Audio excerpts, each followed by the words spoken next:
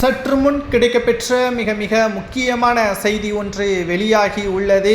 திராவிட முன்னேற்ற கழகத்தின் அமைச்சர் வீட்டில் 2000 கோடி வரை கைப்பற்ற உள்ளதாக அமலாக்கத்துறை அதிகாரிகள் வீட்டில் சோதனைகள் நடத்த திட்டமிட்டிருப்பதாகவும் யார் அந்த அமைச்சர் என்ற தகவல்கள் தற்பொழுது கசிந்துள்ளது.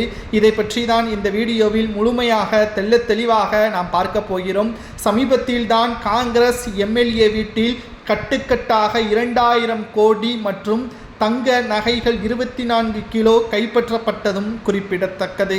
அதேபோல்தான் தமிழகத்தில் திமுகவின் அமைச்சர்கள் வீட்டிலும் சோதனைகள் நடத்தினால் கட்டுக்கட்டாக பணங்கள் கைப்பற்றப்படும் என்ற தகவலும் கிடைக்கப்பெற்றுள்ளது. அடுத்தது திமுக ஒட்டுமொத்த பயத்தில் இருப்பதாகவும் ஏற்கனவே திமுகவின் மிக முக்கியமான அமைச்சர் பெரியசாமி அவர்களது வீட்டில் 2 முறை சோதனைகள் நடத்தப்பட்ட நிலையில் அவரிடம் இருந்து கிடைக்கப்பெற்ற ஆவணங்களின் அடிப்படையில் மற்ற அமைச்சர்கள் மற்றும் எம்எல்ஏக்கள் வீட்டில் சோதனைகளை நடத்த திட்டமிட்டுள்ளனர்.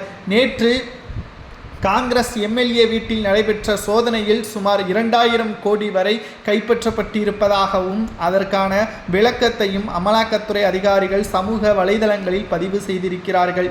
சாதாரண எம்எல்ஏ வீட்டில் கட்டுக்கட்டாக 500 ரூபாய் நோட்டுகளும் வெளிநாட்டு பணங்களும் கிட்டத்தட்ட 24 கிலோ தங்க நகைகளும் கைப்பற்றப்பட்டிருக்கிறது.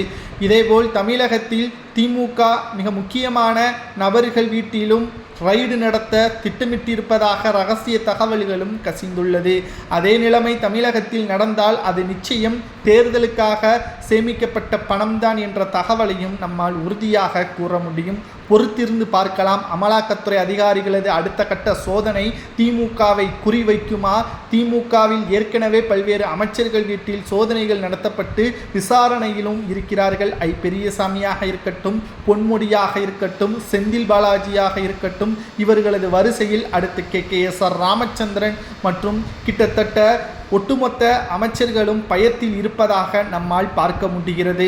2026 சட்டசபை தேர்தலில் திமுகவினர்கள் ஒவ்வொரு தொகுதிகளுக்கும் 150 கோடி வரை செலவு செய்ய தயாராக இருப்பதாகவும் அதற்கு முன்பாக அமலாக்கத்துறை அதிகாரிகள் அனைத்து பணங்களையும் கைப்பற்றினால் அதை என்ன செய்யலாம் என்பதை உங்களது கருத்துக்களை கமெண்ட் வாயிலாக கூறுங்கள்.